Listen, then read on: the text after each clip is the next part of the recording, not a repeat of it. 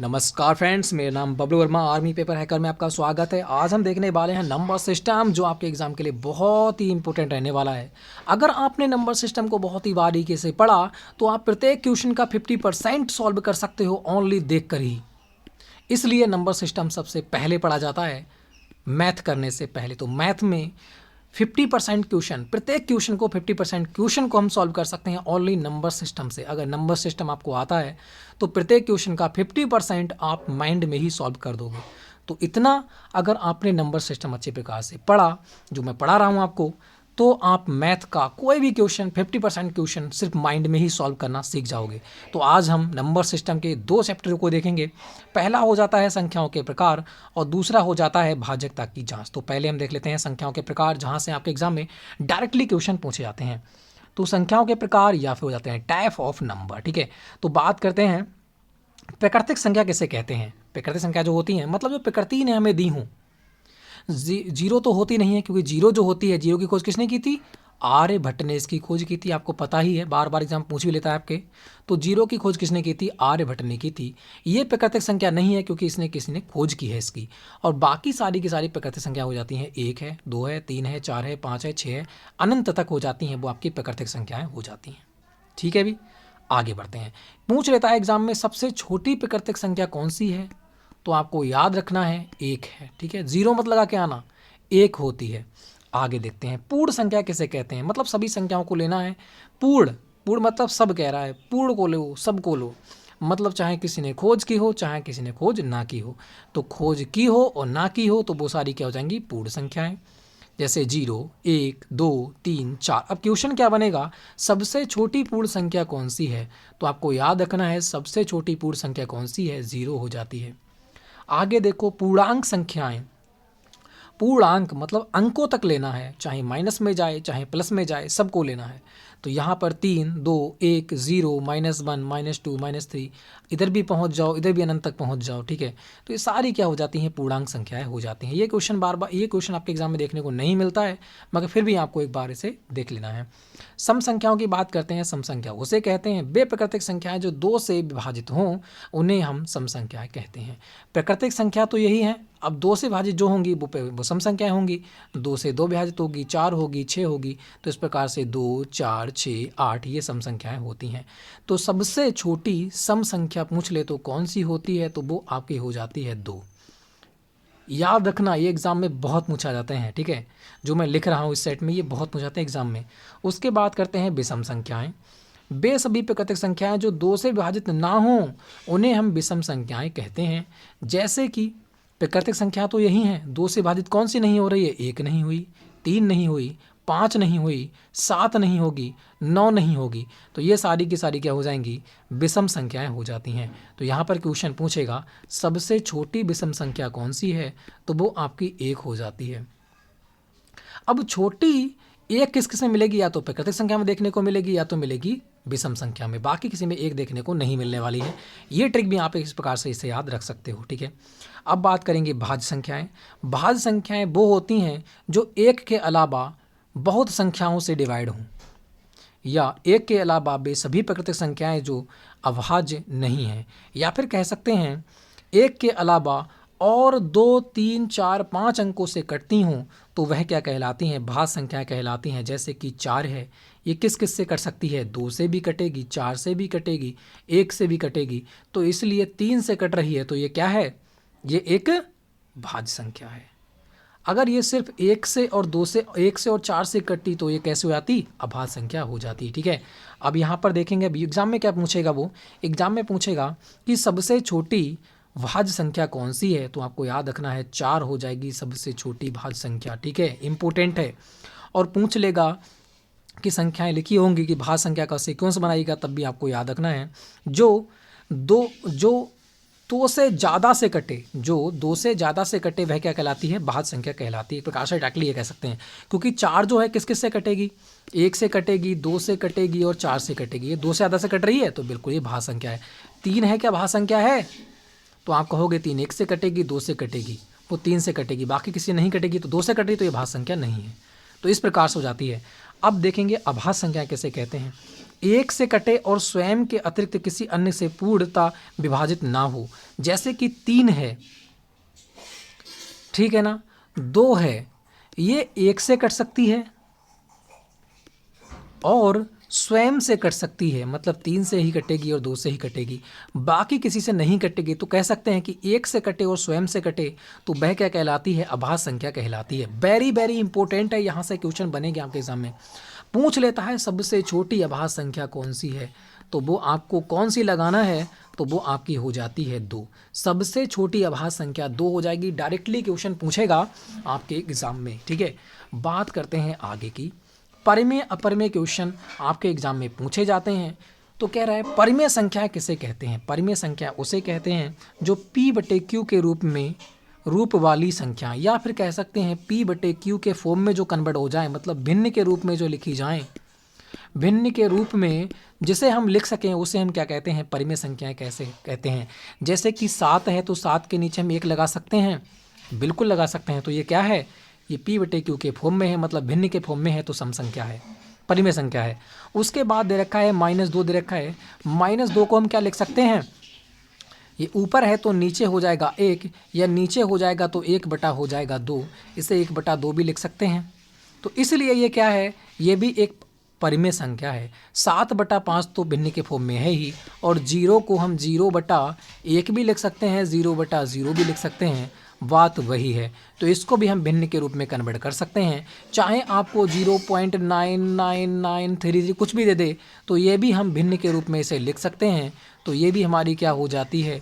परिमेय संख्या हो जाती है। तो इस प्रकार से जो भी हम भिन्न के रूप में कन्वर्ट कर सकें उसे हम परिमेय संख्या कहते हैं।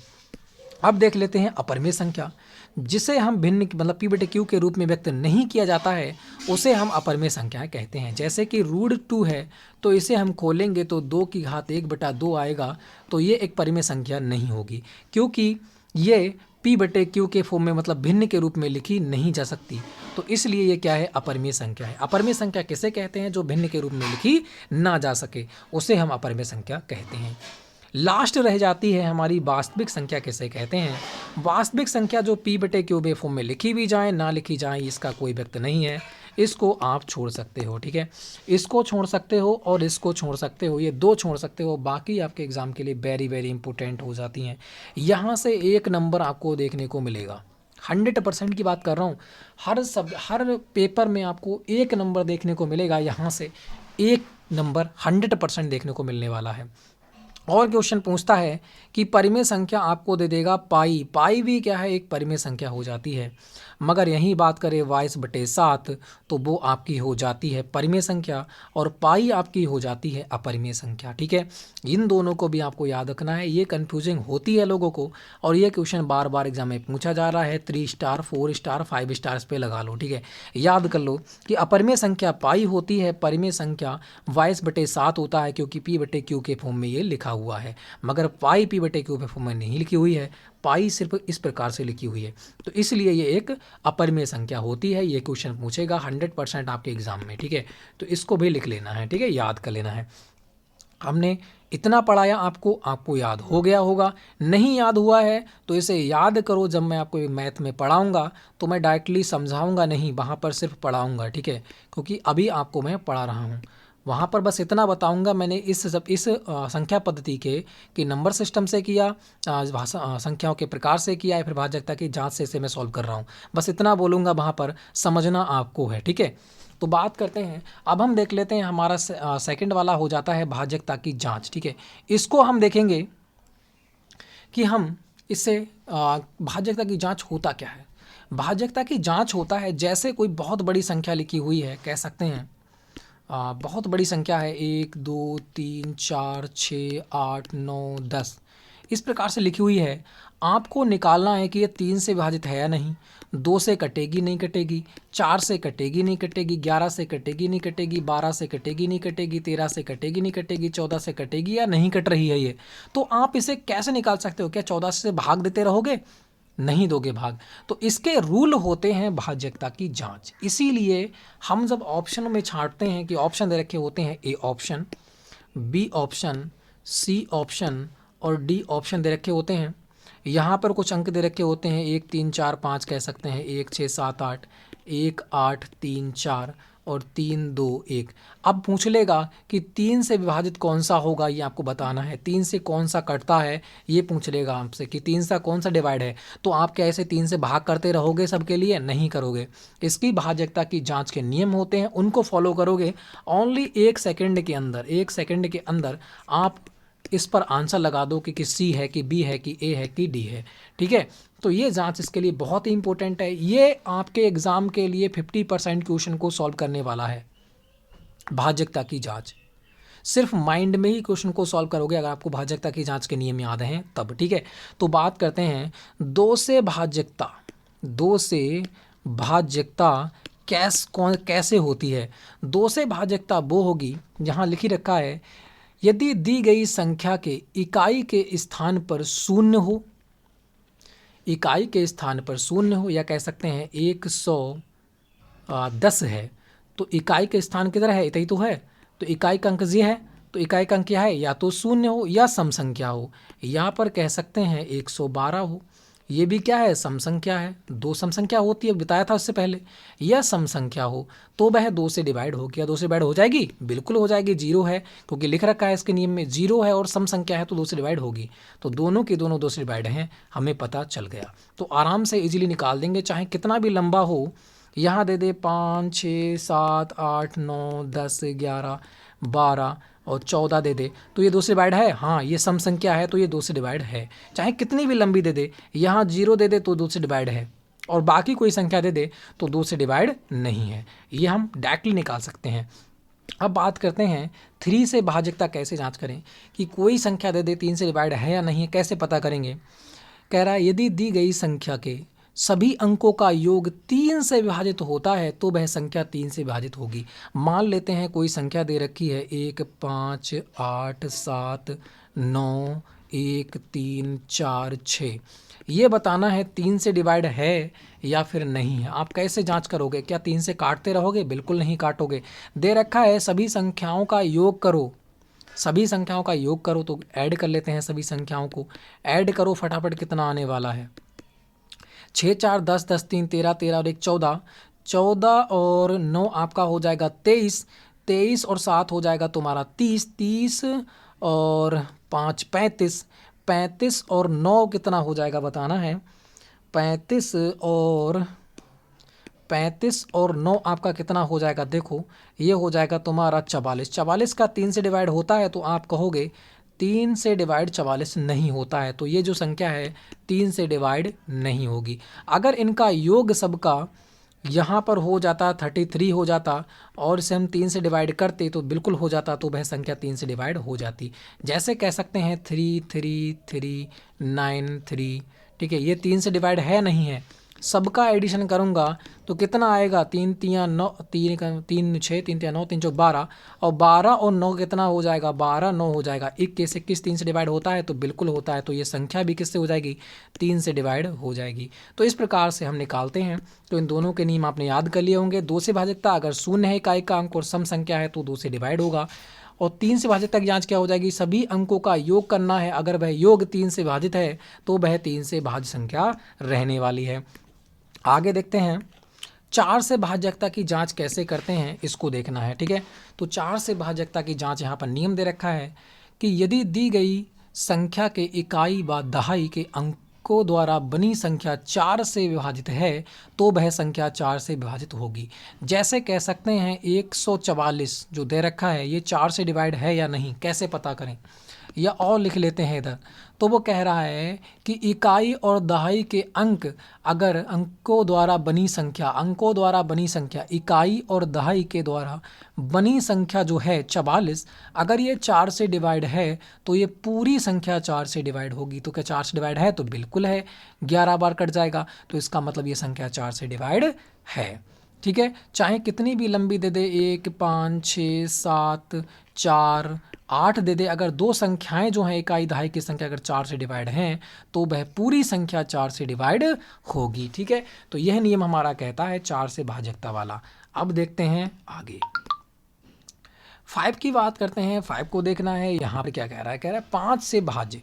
5 से भाज्य कैसे करें, कह रहा है यदि दी गई संख्या के इकाई के स्थान पर 0 हो या फिर 5 हो तो वह संख्या 5 से विभाजित होगी। जैसे कह सकते हैं 1 5 6 7 5, ये 5 से डिवाइड है, तो नियम भी कहता है अगर इकाई का स्थान पर 5 है या फिर 0 है तो वो 5 से डिवाइड है। तो हाँ, इकाई के स्थान पर 5 है तो ये पूरी संख्या 5 से डिवाइड हो जाएगी।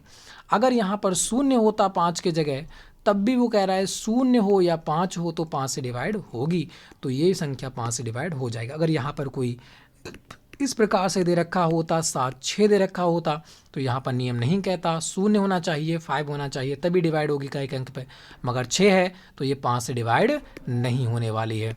तो ये हम माइंड में ही सोच सकते हैं अगर आपको भाजकता का नियम पता है तब, ठीक है। तो इसलिए मैथ बहुत ही ईजी हो जाता है जब आप नंबर सिस्टम पढ़ लेते हो बहुत ही ध्यान से। तब बात करते हैं 6 की। 6 से भाज्य कैसे निकालें, ठीक है। 6 से भाज्य क्या कहता है, यदि दी गई संख्या 2 से और 3 से पूर्णतः विभाजित हो जाती है तो वह संख्या 6 से विभाजित होगी। जैसे कह सकते हैं कि 8 7 5 8 6, 5 लिख दो, ठीक है। यह संख्या है, यह 6 लिख दो यहाँ पर। क्या ये 6 से विभाजित है, तो 6 से विभाजित है या नहीं, तो इसको 6 को 2 भाग में डिवाइड कर दिया, 2 3 6। अगर ये 2 से और 3 से ये डिवाइड है तो ये 6 से डिवाइड होगी। कैसे ज्ञात करें, यहाँ पर दे रखा है 2 का नियम कहता है लास्ट की संख्या सम है या 0 है तो वो कटेगी। तो ये सम संख्या है 6, बिल्कुल है, तो इसका मतलब ये 2 से कटने वाली है। अब देख लेते हैं 3 से कटेगी ये। 3 से डिवाइड रूल क्या कहता है, सभी संख्याओं का योग करो, अगर 3 से डिवाइड है तो ये संख्या 3 से डिवाइड होगी। तो सभी संख्याओं का योग कर लेते हैं, कितना आएगा, 6 8 कितना आने वाला है, 6 8 हो जाता है 14, 14 और 8 कितना हो जाएगा 22, 22 और 7 कितना हो जाएगा 29। तो 29 क्या 3 से डिवाइड होती है, तो आप कहोगे बिल्कुल नहीं होती है, तो यह संख्या 6 से डिवाइड नहीं होने वाली है। अगर दोनों का रूल फॉलो होगा तभी ही यह संख्या 6 से डिवाइड होने वाली है, तो ये संख्या 6 से डिवाइड नहीं होने वाली है, ये आपको याद होना चाहिए, ठीक है। अब ये इस प्रकार से हमें निकालते हैं, मैंने आपको निकाल के दिखा दिया, अब आप भी इसी प्रकार से निकालना है। अब बात करते हैं 8 से भाजकता की जांच कैसे करते हैं। यदि दी गई संख्या के अंतिम 3 अंकों द्वारा बनी संख्या 8 से विभाजित हो जाती है तो वह संख्या 8 से विभाजित होगी। रूल होता है 2 में क्या होता है, फर्स्ट मतलब इकाई का अंक, 4 का रूल होता है 2 अंक लास्ट के, और 8 का अंक होता है तुम्हारे कितने, 3 अंक। तो फर्स्ट का 1, 4 का 2, 8 के 3। अब 3 अंक हमें देखना है, 3 अंक जैसे कह सकते हैं कोई संख्या दे रखी है 8 5 4 8 8 8, तो यहाँ पर क्या दे रखा है, क्या 8 से विभाजित है, तो आप कहोगे यदि दी गई संख्या अंतिम 3 अंक द्वारा बनी संख्या जो होगी 8 से डिवाइड है, अंतिम 3 अंक द्वारा क्या 8 से डिवाइड है, तो आप कहोगे बिल्कुल हो जाएगी, एक बार, तो ये संख्या पूरी की पूरी क्या हो जाएगी, 8 से डिवाइड हो जाएगी। तो ये हमारा क्या होता है, 8 से भाजकता की जाँच का नियम होता है, ठीक है। अब देखते हैं 9 से भाजकता का नियम क्या कहता है। यदि दी गई संख्या के सभी अंकों का योग 9 से विभाजित हो जाता है तो वह संख्या 9 से विभाजित होगी। ये 3 का नियम ही एक प्रकार से फॉलो करता है, सभी संख्याओं का योग करो, अगर 9 से विभाजित है तो वह संख्या 9 से विभाजित होगी। जैसे कह सकते हैं 9 9 9 9, कितनी बार 9 लिख दो और 6 लिख दो चाहें, यह 9 से डिवाइड है या नहीं है, बताओ।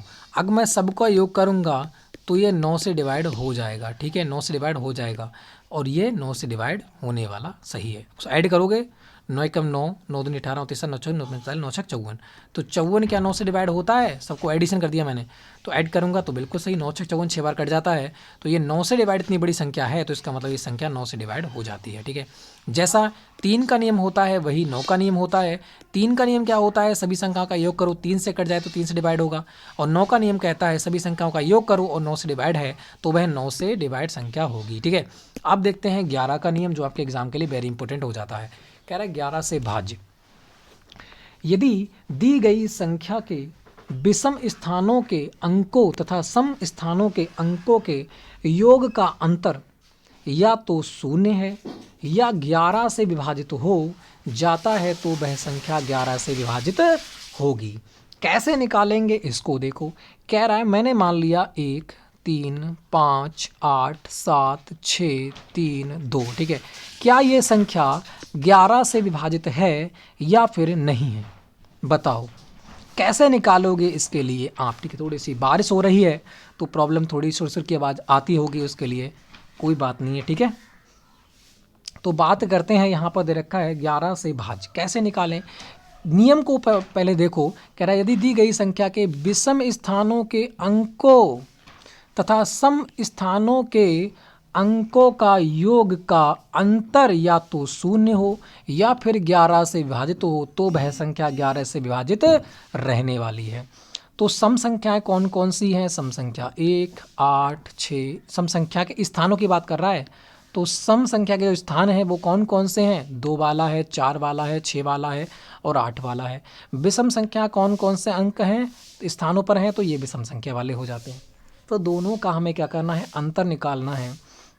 तो और इनका योग का अंतर, योग का अंतर कह रहा है, ध्यान रखना।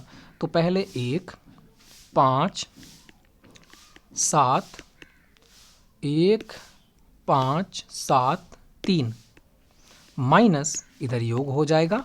इनके अंतर की बात कर रहा है, अंतर, ठीक है। उसके बाद आपका हो जाएगा 3, 8, 6 और 2। इनको एडिशन करूंगा तो कितना हो जाएगा? 5 और 1 6, 6 और 7 कितना हो जाएगा? 6 दूनी 12, 13, 13 3 आपका कितना हो जाएगा? 16। तो 16 माइनस इधर कितना हो जाएगा? 8 2 10, 10 और 6 कितना हो जाएगा? 16, 16 3 हो जाएगा तुम्हारा 19।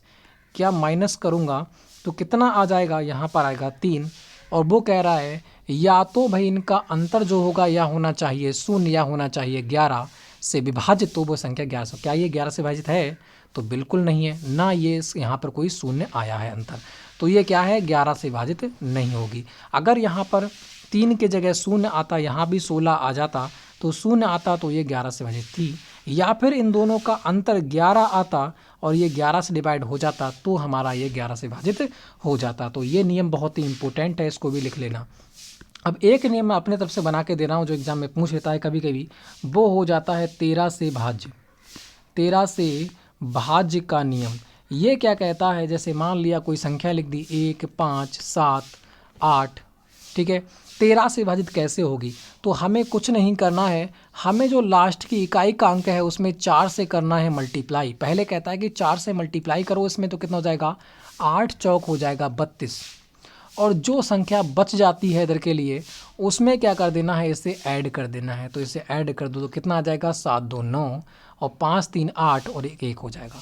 फिर यही फॉलो करेगा, इकाई के अंक में क्या करना है? 4 से मल्टीप्लाई करना है। 9 चौक कितना हो जाएगा? 36। और ये जो संख्या बचती है उसमें क्या कर देना है? जोड़ देना है। तो कितना आ जाएगा यहाँ पर? 8 6 तुम्हारा आ जाएगा 14 के 4 और यहाँ पर आ जाएगा तुम्हारा 5। क्या 13 से कटता है? तो 13 चौका 52 नहीं कटता है। अगर ये संख्या 13 से डिवाइड होती तो ये संख्या पूरी की पूरी क्या होती? 13 से डिवाइड होती। तो ये नियम क्या कहता है? 4 से मल्टीप्लाई करो और जो संख्या बचे उसमें जोड़ दो, ठीक है। फिर वही फॉलो करो, फिर उसमें जोड़ दो, फिर वही फॉलो करो, फिर उसमें जोड़ दो। जब छोटी संख्या आ जाएगी तो आप 13 से आराम से देख लोगे कि ये विभाजित है या फिर नहीं है। तो ये नियम कहता है 13 से भाज्यता का नियम। तो बस इतने ही नियम आपको फॉलो करना है। अगर आपसे इससे ज़्यादा पूछ ले कि 14 का दे दे तो आप इसे 2 भागों में डिवाइड करना है। 7 दूनी 14, 2 से डिवाइड हो और 7 से डिवाइड हो, दोनों से अगर डिवाइड हो रहा है तो 14 से डिवाइड होने वाली संख्या हो जाएगी, ठीक है। इसी प्रकार से अगर 12 से पूछ ले तो आपको 2 भागों में डिवाइड कर लो। 3 चौक 12, अगर 4 से कट रहा है और 3 दोनों से कट रहा है तो वो 12 से डिवाइड होगा। यही प्रकार से वो दे दे 20 तो आप क्या करोगे? 10 दूनी 20, 10 से कटे और 2 से कटे तो वह 20 से डिवाइडेड हो जाएगा आराम से। तो इस प्रकार से भी आगे हम करना सीख जाएंगे, जैसे क्वेश्चन करेंगे उसी प्रकार से, ठीक है। तो फ्रेंड्स हमने 2 यहाँ पर चैप्टर क्लोज किए। पहला हो जाता है संख्याओं के प्रकार और दूसरा हो जाता है भाज्यता की जाँच, ठीक है। इन्हें ध्यान से पढ़ना है और हमें याद करना है, आपको याद करना है, क्योंकि क्वेश्चन जो होंगे इसी के बेसिक पे मैं सॉल्व करूँगा जल्दी से जल्दी, ठीक है। तो इन्हें आपको लिख लेना है अपने कॉपी पर और ज़्यादा से ज़्यादा इनकी रिविजन करना है, इन्हें याद करना है, ठीक है फ्रेंड्स। तो फिर वीडियो से लाइक करना है, शेयर करना है, चैनल को सब्सक्राइब करना है और प्रत्येक बंदे को 3 लोगों में शेयर करना है। तो फ्रेंड जय हिंद, जय भारत।